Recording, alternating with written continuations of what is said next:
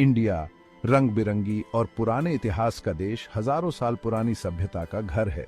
बर्फीले हिमालय से लेकर दक्षिण के उष्णकटिबंधीय तटों तक इंडिया की कहानी विजय, इनोवेशन और सांस्कृतिक आदान प्रदान के धागों से बुनी गई एक टेपेस्ट्री है। आज के इंडिया को समझने के लिए हमें समय के माध्यम से एक सफर पर निकलना होगा। उन प्रमुख युगों की खोज करनी होगी जिन्होंने इस राष्ट्र को आकार दिया है। यह निबंध भारतीय इतिहास के 3 प्रमुख कालखंडों प्राचीन, मध्यकालीन और आधुनिक में जाएगा। हम साम्राज्यों के उत्थान और पतन, धार्मिक और दार्शनिक विचारों के विकास और भारतीय समाज पर बाहरी ताकतों के प्रभाव का पता लगाएंगे। अतीत को समझकर हम वर्तमान की जटिलताओं की बेहतर सराहना कर सकते हैं और भविष्य की संभावनाओं का अनुमान लगा सकते हैं। इस एक्सप्लोरेशन के माध्यम से हम प्राचीन सभ्यताओं की प्रतिध्वनि, साम्राज्यों की भव्यता और भारतीय लोगों के संघर्षों और विजयों का सामना करेंगे। हमारे साथ जुड़ें क्योंकि हम इंडिया की मनोरम कहानी को उसके प्राचीन मूल से लेकर एक वैश्विक शक्ति के रूप में उसके आधुनिक उद्भव तक उजागर करते हैं। सिंधु घाटी सभ्यता, जो 3300 ईसा पूर्व की है, इंडिया के शहरी इतिहास की शुरुआत का प्रतीक है। यह सोफिस्टिकेटेड सभ्यता सिंधु नदी घाटी में फली फूली, जिसमें हड़प्पा और मोहनजोदड़ो जैसे सुनियोजित शहर थे। इन शहरों में प्रभावशाली बुनियादी ढांचा था, जिसमें ग्रिड सिस्टम्स, ड्रेनेज सिस्टम्स और सार्वजनिक स्नानागार शामिल थे, जो अपने समय के लिए उल्लेखनीय शहरी नियोजन को प्रदर्शित करते थे। लगभग 1500 ईसा पूर्व वैदिक काल इंडो आर्यन जनजातियों के आगमन के साथ शुरू हुआ। ये जनजातियां अपने साथ वैदिक धर्म ग्रंथ लाईं, जो भजनों, प्रार्थनाओं और अनुष्ठानों का एक संग्रह है जिसने हिंदू धर्म की नींव रखी। वैदिक काल में जातीय व्यवस्था का विकास हुआ, एक हायरार्किकल सामाजिक संरचना जो आज भी भारतीय समाज को प्रभावित करती है। 4वीं शताब्दी ईसा पूर्व में मौर्य साम्राज्य के उदय ने भारतीय इतिहास में एक महत्वपूर्ण मोड़ लाया।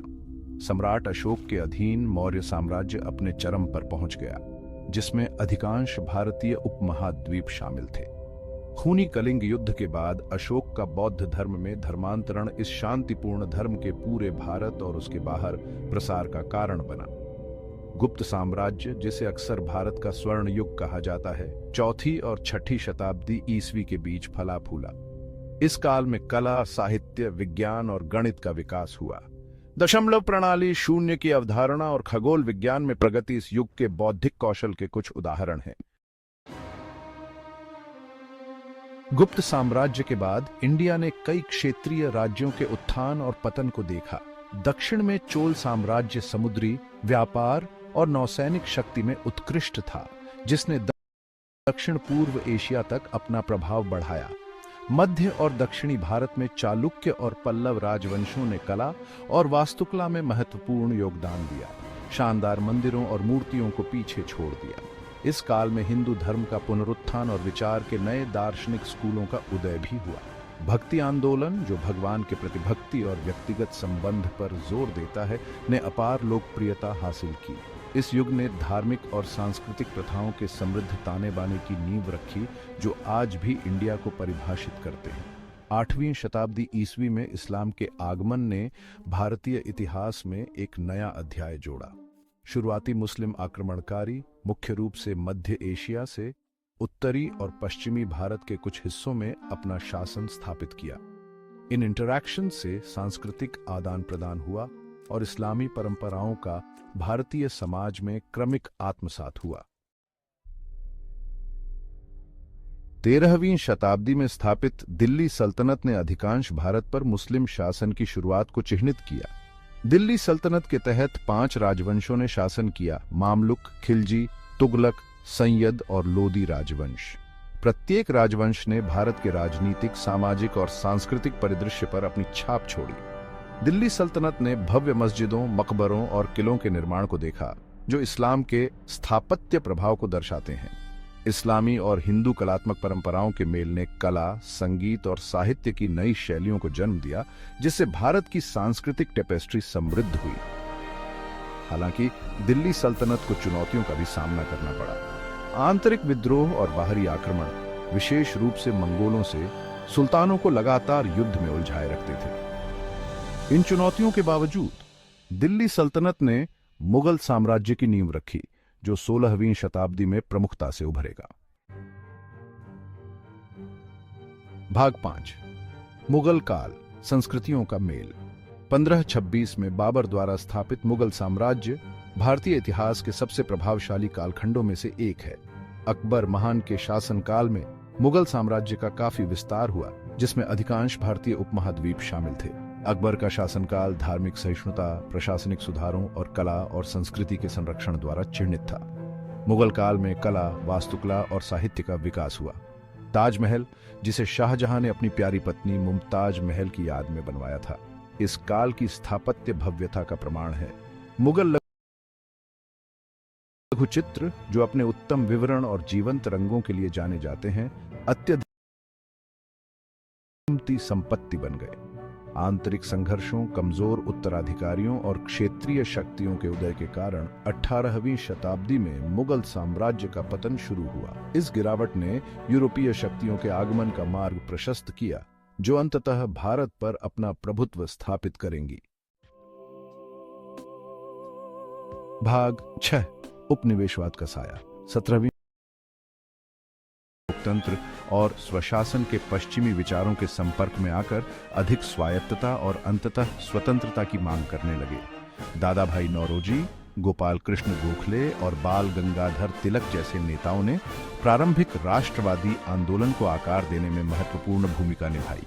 20वीं शताब्दी की शुरुआत में महात्मा गांधी का भारतीय स्वतंत्रता आंदोलन के प्रमुख नेता के रूप में उदय हुआ।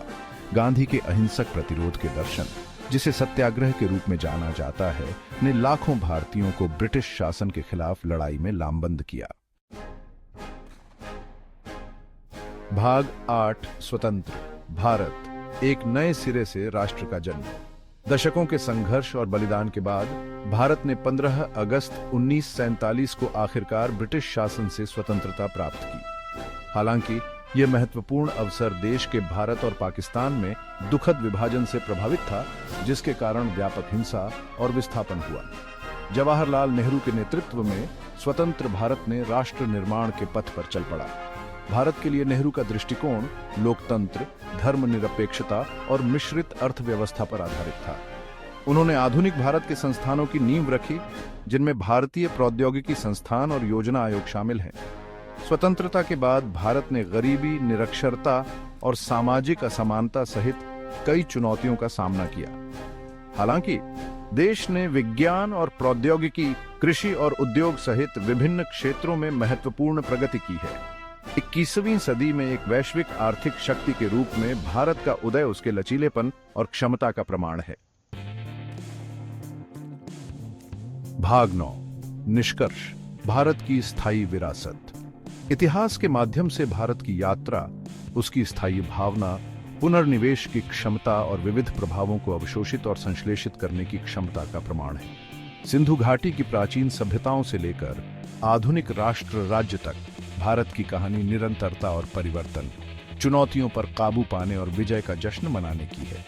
जैसे जैसे भारत 21वीं सदी की जटिलताओं से गुजरता है, वह अपने साथ कला, संस्कृति, दर्शन और वैज्ञानिक प्रगति की समृद्ध विरासत रखता है। अपने अतीत से सीखे गए सबक, गौरवशाली और अशांत दोनों, निस्संदेह इसके भविष्य को आकार देंगे। भारत की कहानी अभी खत्म नहीं हुई है, यह हर दिन लिखी जा रही है। इस प्राचीन भूमि के भव्य आख्यान में नए अध्याय जोड़ रही है। भारतीय इतिहास का ताना बाना विशाल और जटिल है, जो लचीलापन, नवीनता और सांस्कृतिक प्रतिभा के धागों से बुना गया है। जैसे ही हम इस अन्वेषण का समापन करते हैं, हम इस प्राचीन भूमि और इसकी स्थायी विरासत के लिए विस्मय और प्रशंसा की भावना के साथ रह जाते हैं।